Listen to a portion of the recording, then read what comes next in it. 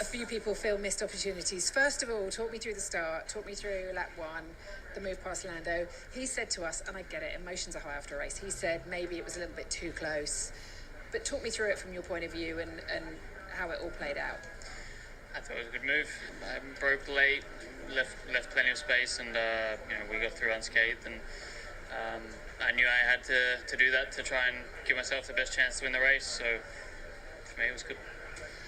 How could you have won that race today? What could have been done differently, I should say? Just pitted once. Did you want to at any point? Was there a choice, or is it just never on the cards? Not really. I mean, we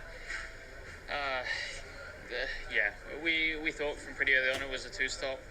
I knew that Lando had pitted onto a two-stop, obviously, and it just felt very risky to try and go for a one at that point. My left front tyre was very grained, and I had still had to do 15 more laps. So, obviously in hindsight, staying out would have been the right thing. But I think in Charles's position, if the one stop didn't work for him, he would have finished third, and if he did a two stop, he would have finished third. So why not try something a bit different in case it works? And when you're leading the race, it's a tough decision to make. Were you surprised by the pace at the end? Were you surprised by Charles' pace at the end? Because trying to catch him, you got within 2 seconds in the end, but it just wasn't enough. I was... I think the pace was about what I expected. It was just that I was hoping he was going to fall off a bit. I think he kind of went through the same kind of graining, and then it seemed to clear up for him, which I didn't expect. In all of practice and even on the medium, as soon as the front tyres started to grain, it was basically game over. I was a bit surprised that it kind of came back to him and he could maintain that pace. Just obviously in hindsight, it's a great thing to know, but at the time I think what we did was a sensible strategy. If we could rewind back to the start of the race today, talk me through it. I know it looked like the challenge from Oscar in the second chicane surprised you. Were you surprised by it? Talk me through what you would do differently if you could today. A little bit.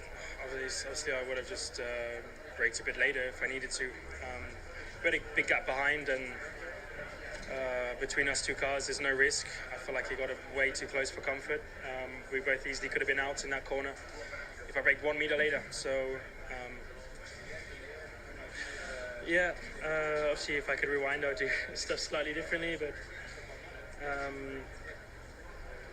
it is what it is. Oscar drove a good race, and so did Charles. So Charles got through after that incident in the second chicane, and without that, do you think you two could have finished 1-2 today and taken that lead in the constructors? Does the team need to look bigger picture? No, because maybe. Charles won by 2 seconds in the end. The fact he got ahead probably gained him 2 seconds over the course of the race. So maybe. I don't know. Charles just drove a good race. They did something with strategy that we would not be able to achieve today. We thought of the one stop. We were ready to try and do a one stop. We just couldn't achieve it. Our degradation was too high from the front tires, and that's probably a bit of a weakness from us at the minute, is front tire degradation. From rear, we're very strong, and I think that's why we've been so good at other races. But today was not a question of rear deg, it was front deg, and we struggled just too much, and clearly Charles and the Ferrari were better than us today from that perspective, and that won them the race. Well, Andrea, it is a 2-3, but I sense a very disappointing result for McLaren. What were the key factors on strategy, on positioning that lost you the race today? Well, first of all, it's disappointing in the sense that we had the performance to win the race, but it was a race that was a very close race between a 1 and a 2. Most cars went for the 2. I think for Leclerc was a little easier to take a gamble on the one stop because he was the car following. For us with Lando, we had a lock-up on the front left, which meant the tyre was going, so we went clearly on a 2. With Oscar, it was more marginal, but he had, and we had concerns as well, so we went on a 2. We thought we would have time to recover the lead, but Ferrari did a very good job. Leclerc drove very well, so we also have to acknowledge that competitors can can do a good job and make, in this case, the one-stop work. So well done to Ferrari, but a strong weekend for McLaren overall, a very positive weekend.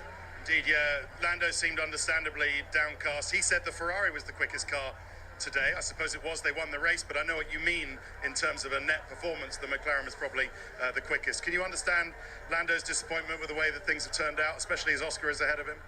Well, first of all, like who was the quickest today or yesterday is very difficult, because yesterday 6 cars in 2 tenths, and today was very marginal. I think the dirty air was also mixing up a bit the real pace. Obviously, who was in the lead would look faster, but I think between Leclerc and the 2 McLarens there wasn't much to pick. Ultimately, it's these details from making the front left work for a long stint that made the difference today. We knew actually that this would have been a difficult venue for us, so I think it's very encouraging that ultimately we were in condition to win the race.